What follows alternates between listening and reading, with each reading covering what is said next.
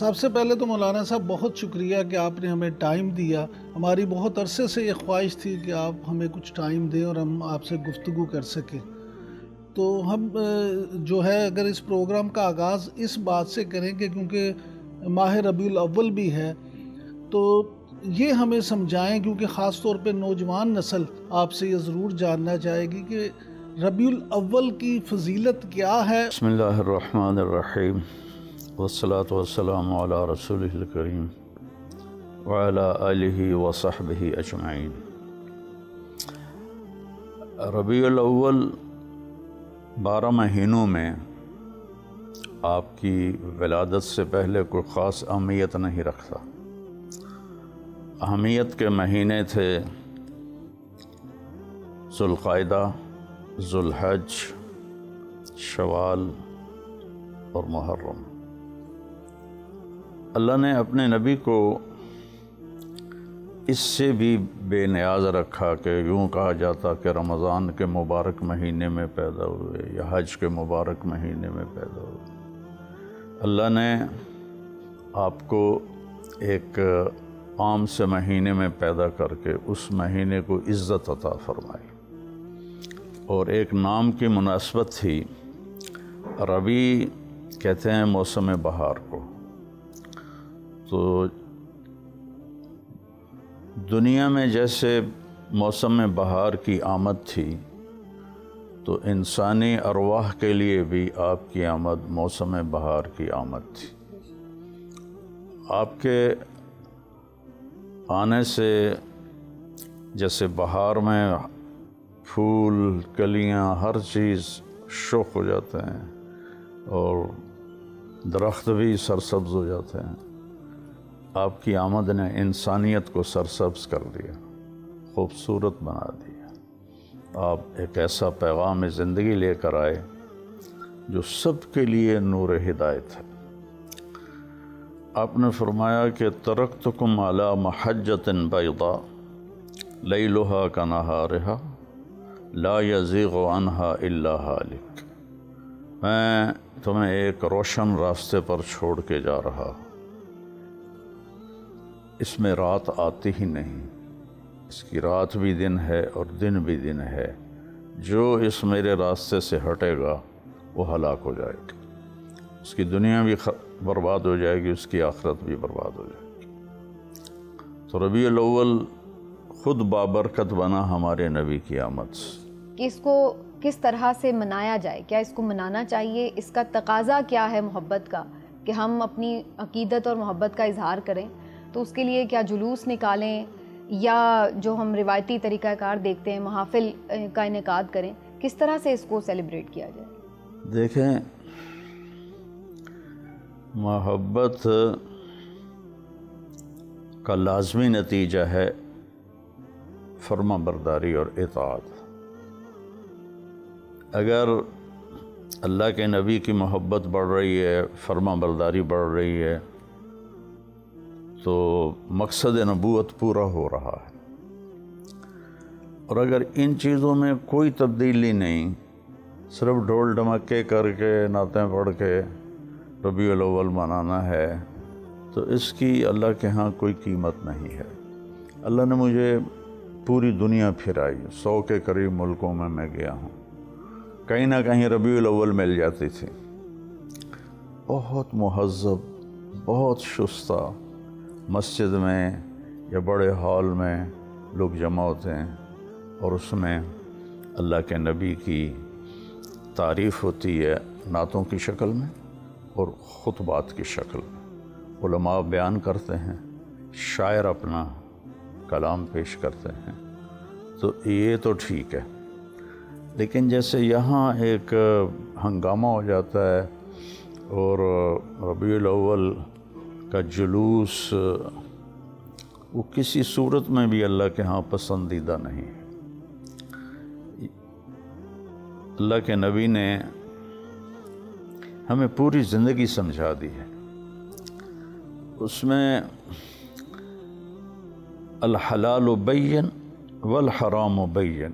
آپ نے کہا میں نے حلال بھی تمہیں واضح کر کے بتا دیا اور حرام بھی تمہیں واضح کر کے بتا دیا ہے. یہ ہماری ملکی رسمیں ہیں، ان کا شریعت سے کوئی تعلق نہیں۔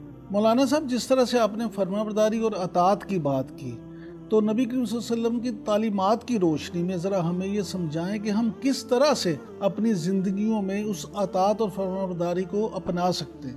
ہمارے نبی کا ارشاد عالی ہے، ان اللہ شرع الدین، اللہ نے تمہیں دین عطا فرمایا ہے۔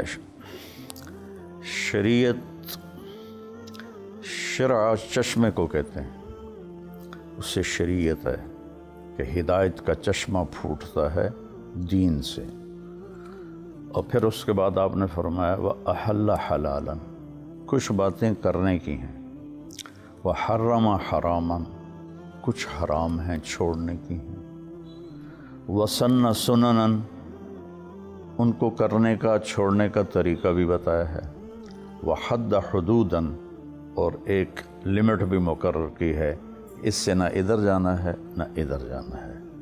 اس کے بعد آپ کی تسلی سنیں، وَجَعَلَهُ سَهْلًا، اللہ نے اسے بہت نرم بنایا، وَسَمْحًا، اللہ نے اسے بہت آسان بنایا، سہلاً، وَسَمْحًا، بہت نرم بنایا،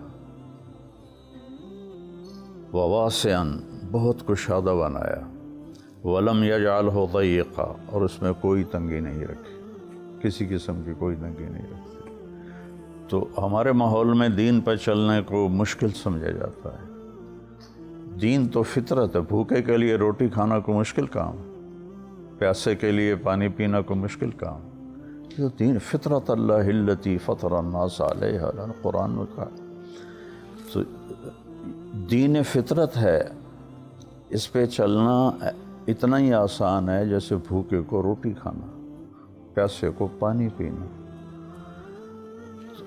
ماحول نے اس میں پیچیدگیاں پیدا کی ہیں، شیطان نے اس میں پیچیدگیاں پیدا کی ہیں، ورنہ 5 نمازیں ہیں ایمان کے بعد۔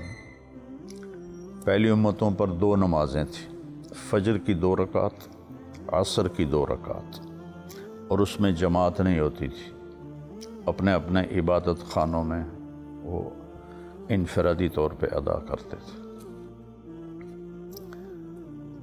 ہمارے نبی کو اللہ تعالیٰ نے 50 نمازیں دی اور پھر 5 پہ لائے، دینی 5 ہی تھیں۔ اس کی اہمیت بتائی کہ یہ بہت عظیم چیز ہے کہ تمہارا رب چاہتا ہے کہ تم بس سجدوں میں پڑے رہو اور میری بندگی کرتے رہو۔ پھر 5 کم کی، پھر 5، پھر 5، جاتے ہی 45 اڑا دیتے، ایسا نہیں کیا، اتنے چکر لگوائے۔ موسیٰ علیہ السلام سے سدرۃ المنتہا، پھر سدرۃ المنتہا سے موسیٰ علیہ السلام۔ اللہ موسیٰ علیہ السلام کا بھلا کرے، انہوں نے بڑا کام دکھایا۔ وہ میرے خیال میں اللہ پاک نے ان کو وہاں کھڑا کیا تھا، ورنہ اپنی طاقت سے کون بول سکتا ہے کہ یا رسول اللہ یہ آپ کی امت نہیں پڑھ سکے گی، آپ واپس جائیں، کمی کرائیں۔ تو وہ 5 ہوتے ہوتے 5 رہ گئیں۔ پھر موسیٰ علیہ السلام نے پوچھا کتنی؟ آپ نے فرمایا 5۔ کہا واپس جائیں، نہیں پڑھیں گے۔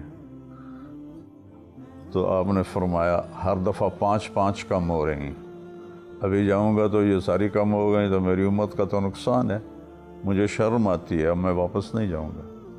موسیٰ علیہ السلام کہنے لگے ٹھیک ہے، تھوڑی مرضی ہے، میری امت پہ 2 فرض تھی، انہوں نے کوئی نہیں پڑھی تھی، تو یہ 5 کتوں پڑھیں گے؟ تو 5 نمازیں ہیں جس کے لیے کوئی زیادہ ٹائم نہیں چاہیے۔ آپ سفر میں ہوتے ہیں تو آپ آدھی نماز پڑھیں، آپ کے پاس پانی کوئی نہیں، آپ تیمم کریں، آپ بیمار ہیں آپ لیٹ کے پڑھیں۔ کتنی سہولتیں دی ہیں، آپ سے بیماری میں سنتیں نہیں پڑھی جا رہی ہیں، خالی فرائض پڑھ لیں۔ پھر دوسرا فریضہ ہے روزہ، اس میں بھی اللہ نے گنجائش دی ہے، مسافر ہو تو بعد میں رکھ لو، بیمار ہو تو بعد میں رکھ لو، اور بالکل ہی کوئی ایسا مریض ہے کہ کیا وہ روزے رکھ نہیں پائے گا، فدیہ دے دے، قبول ہو جائے گا۔ زکوٰۃ 2 منٹ کا کام ہے، جیب سے نکال کے ایسے دینا ہے۔ حج 5 دن کا کام ہے، اور 30-35 دن تو یہ ٹرانسپورٹیشن کی وجہ سے 5 دن کا کام ہے حج۔ تو عبادات کا جو اسکیل ہے، کیلنڈر ہے، وہ انتہائی مختصر ہے، جس میں اللہ نے انتہائی نرمی رکھی ہے۔ کسی امت پر تیمم نہیں تھا، وضو ہی تھا، چاہے 10 میل دور پانی ہو جاؤ، پانی لے کر آؤ۔ ہمارے نبی کی تو فعل اللہ نے ہمیں تیمم دے دیا۔ اللہ نے کہا میرے حبیب 2 ہاتھ ایسے زمین پہ مارو اور یوں کرو، پھر 2 ہاتھ ایسے مارو اور یوں کرو اور نماز پڑھو۔ ایک حدیث ہے، اس پہ یہ سارے آپ میں عمل کر لیں تو سارا دین ہمارا عمل میں آ جائے گا۔ میرے نبی نے فرمایا 4 کام کر لو، پھر دنیا بھی تمہاری ہے، آخرت بھی تمہاری۔ صدق حدیث، اداء امانت، حفظ امانت، حسن خلیقت، عفت فی طعمت۔ یہ 4 کام میری امت کر لو، یہ فرائض کے بعد۔ سچ بولو، کبھی جھوٹ نہ بولو، صدق حدیث، کبھی جھوٹ نہ بولو زندگی میں، ہمیشہ سچ بولو۔ حفظ امانت، کبھی کسی کو دھوکہ نہ دو، 2 نمبری نہ کرو کسی کے ساتھ۔ آپ نے فرمایا میرا امتی ہر گناہ کر سکتا ہے لیکن 2 نہیں کرے گا، ایک دھوکہ نہیں دے گا، ایک جھوٹ نہیں بولے گا۔ اور پوری انسانیت کا جھوٹ اور دھوکہ، اب تو یہی عرب و عجم سب فراڈی بنے ہوئے ہیں الا ماشاء اللہ۔